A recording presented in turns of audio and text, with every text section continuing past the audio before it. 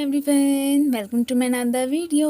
तो इस पार्ट की स्टार्टिंग में हमें लूसी को वेडिंग के लिए रेडी होते ही दिखाया जाता है। तभी इसका सीनियर इसे यही बैड न्यूज़ देता है कि तुम्हारे लिए नेक्स्ट मिशन पे जाने का ऑर्डर आया है, जो कि शायद तुम्हारा लास्ट मिशन भी होने वाला है। ये सुन के अब तो वो फिर गुस्सा के, आपको पता है आज मेरी शादी है, फिर भी ऐसी बातें कर रहे हैं। अब जाहिर है वो अपने से तो कुछ थोड़ी ही ना कह रहे थे, सो इसलिए मजबूरी में इसे भी ऑर्डर मानना ही पड़ गया था। एक्चुअली में उसकी जॉब ऐसी थी कि पहले हमेशा ड्यूटी को ही प्रेफर किया जाता है, ना कि दूसरे कामों को। रास्ते में इसने बाओशेन को भी गिरते हुए देखा था, पर क्या करता, उसे इग्नोर करता, फिर वहाँ से चला ही जाता है।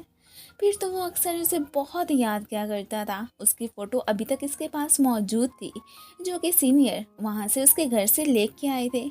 जब लूसी ने इसे बार में देखा तो वो बहुत ही खुश हुआ, लेकिन ये बात भी वो जानता था कि मेरे साथ होते हुए शैन को दुख ही मिलने, क्योंकि हर मिशन के साथ साथ मेरा नेम, आइडेंटिटी, सब कुछ ही चेंज हो जाता है। सो मैं इसे कैसे टाइम दे पाऊँगा।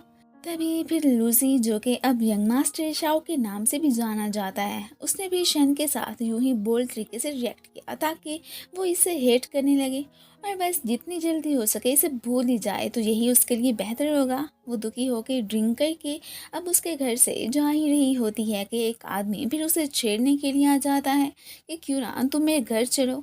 अब शाओ, जो कि उसके पीछे ही था, आके उसे खूब मज़ा चखाता है। तभी वो फिर इसे संभालने भी लगा था। शैन तो इस वक्त सो ही चुकी होती है। देन वो इसे लेता फिर इसके अपार्टमेंट के बाहर ही आ जाता है। एक दफ़ा तो उसका मन इसे किस करने को भी करता है। वो तो इसके क्लोज भी आ गया था, पर पता नहीं क्यों क्या सोच के वो नहीं करता और फ़ौरन से फिर पीछे हो जाता है। वह कॉल करके इसकी स्ट्रीट्स की लाइट्स भी ठीक करने का काम उसने अपने एक आदमी के ज़िम्मे लगा दिया था। अगले ही दिन फिर हम इसे कुछ फ्रेंड्स के यहाँ ही देखते हैं। यहीं पे माफिया के लोगों ने शैन को भी पकड़ के रखा था कि तुम तो वही जर्नलिस्ट हो ना जिसने हमारी फोटोज क्लिक की थी, हर वक्त बस हेडलाइंस बनाने के बारे में सोचती रहती हो। अब तो तुम समझो गई हमारे हाथों से। हम तो तुम्हें तुम्हारे इरादों में कभी भी सक्सेसफुल नहीं होने देंगे।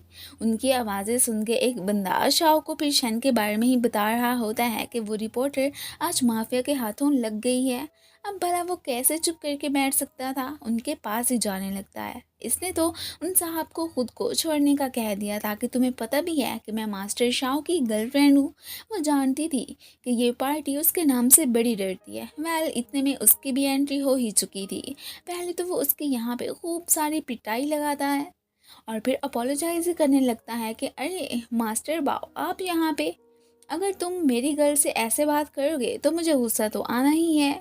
नेक्स्ट टाइम इससे दूर ही रहना। तो वो भी कहता है कि ठीक है, फिर तो तुम इससे जल्दी शादी कर लो। अगर मुझे खबर मिली कि तुम दोनों एक दूसरे से लव नहीं करते हो तो फिर मैं इसे बिल्कुल भी नहीं छोड़ूंगा। इसे धमकाता चमकाता खुद तो फिर वहाँ से चला गया था। वह अपने बंदों को इन पे नज़र रखने के लिए पीछे छोड़ के ही गया होता है।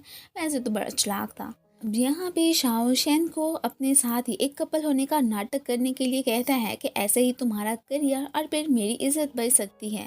साथ में मन में सोचने भी लगा था कि ये कैसी लड़की है, अपने करियर को ज़्यादा इम्पोर्टेंस दे रही है, वरना इसकी जान को भी तो खतरा है।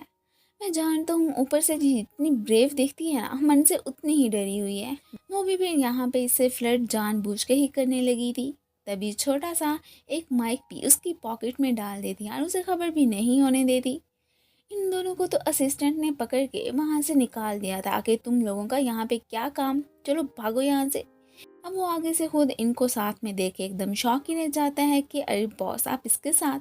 अपनी हेल्प करने पे शैन तो फिर शाओ को थैंक्स कहती वहाँ से चली जाती है। बाहर आके ही वो फिर अपनी सांस निकालती है कि अब पता चलेगा मिस्टर शाओ को कि तुम कौन सा लीगल बिजनेस कर रहे हो। अब उनकी सारी बातें ये तो फिर इजीली सुन पा रही थी, ये जाने बिना कि इसके माइक डालने का शाह को तो मालूम हो चुका था। सो वो जानबूझ के ही इसके लिए एक ट्रैप बिछाता है। वो दोनों ऐसी सी बातें करने लगे थे जिससे इसे तो यकीन ही हो जाता है कि ज़रूर ये कोई क्राइम करने वाले हैं। अगले सीन में वो एक डील करने के लिए कुछ लोगों के पास ही पहुंच आए थे, जो शक्ल से बिल्कुल बदमाश ही लग रहा था। जैसे ही शैन का फ्रेंड इनकी फोटोज क्लिक करता है, फ्लैश लाइट से उन्हें इनका पता चल गया था। सो ये तो अब यहाँ पे पकड़े ही जाते हैं। शैन ज़रा भी कंफ्यूज नहीं होती और साथ में इन्हें ये भी कह के धमकाने लगी थी कि अभी प्लीज़ तुम लोगों को पकड़ने के लिए आती ही होगी। आखिर इधर चल क्या रहा था। अब फिर बॉक्स में से स्टफ़ टॉयज़ देख के सरप्राइज रह जाती है। खैर पाउडर पे नज़र पड़ते ही अब फिर उसे कुछ उम्मीद नज़र आती है कि अब तो ये पकड़े ही जाएंगे, पर वो तो मिल्क पाउडर था। अब फिर ये उसे बताने लगता है कि हम तो बस इन टॉयज़ का स्टफ़ ही यहाँ पे लेने आए थे, जो कि इम्पोर्ट करवाया गया है। ये तुम आप घर ही लेके जा सकती हो, मुझे नहीं चाहिए।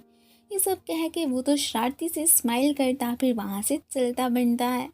अब फिर हमें दिखाया जाता है कि जैसे ही उसे पता चला था कि शैन को तो ये स्टफ़ टॉयज़ बहुत ही ज़्यादा पसंद है, उसने न्यूज़ में इनके बारे में पढ़ा था और साथ में मन में ये भी सोचने लगी थी कि ये तो बहुत ही एक्सपेंसिव है, मैं कैसे ख़रीद पाऊँगी। तभी फिर इसने डिसाइड कर लिया था। अब फिर इसने अपने असिस्टेंट को वही टॉयज़ यहाँ पे लाने का ऑर्डर दे दिया था। अब फाइनली उसका तो मिशन कंप्लीट हुआ। ये भी फिर उन सभी को ही अपने साथ लेके वहाँ से जाने लगती है कि चलो शाओ बुरा सही, पर ये सब तो कितने क्यूट है ना, सो मैं इन्हें अपने घर ही लेके जाऊंगी। इसे पीछे से ऐसे ही हंसते मुस्कुराते देख के शाओ तो बहुत ही रिलीफ फील करता है कि बस हमेशा ये ऐसे ही मेरे बगैर हैप्पी ही रहे। अगले सीन में ये एक पर्सन का इंटरव्यू लेने पहुंची हुई थी। इसे स्ट्रेंजर के साथ देख के शाओ जेलिस वो असिस्टेंट के साथ एक काम के सिलसिले में इधर ही आया था। इन्हें तो बार बार डिस्टर्ब भी किए जा रहा होता है, इवन कि उन्हें ड्रिंक भी नहीं पीने देता। शैन तो इस बात से बहुत चिढ़ती है कि आखिर तुम्हें मसला क्या है, जहाँ पे भी जाऊँ तुम बस मेरे पीछे पीछे ही आ जाते हो। वो तो फिर इसे इग्नोर करते हुए मुसलसल इन साहब को तंग किए जा रहा था। बाकायदा फिर ड्रिंक भी लेके आ जाता है कि ये मेरी तरफ से अपोलोजाइज़ है। वो भी चुप करके यहाँ पे वही वाली ड्रिंक फिर पी लेता है। शैन तो उसे लेती फिर बाहर ही जाने लगी थी कि अब हमें इस पे ज़्यादा तवज्जो देने की ज़रूरत नहीं है। ये फिर उसे रोक लेता है कि तुम जाके मेरे रूम में मेरा वेट करो, वहीं पे ही मैं तुम्हें इंटरव्यू दूंगा। मैं अभी बस वॉशरूम के लिए ही जा रहा हूँ। उसके जाते ही किसी और पर्सन ने शैन को यहाँ पे पकड़ ही लिया था। अब वो कौन है उसके बारे में तो हमें नेक्स्ट पार्ट में ही पता चलेगा। So stay connected and guys, अगर आप लोगों को मेरी वीडियो अच्छी लगती है तो प्लीज़ इसे लाइक भी कर दिया करें। Thank you.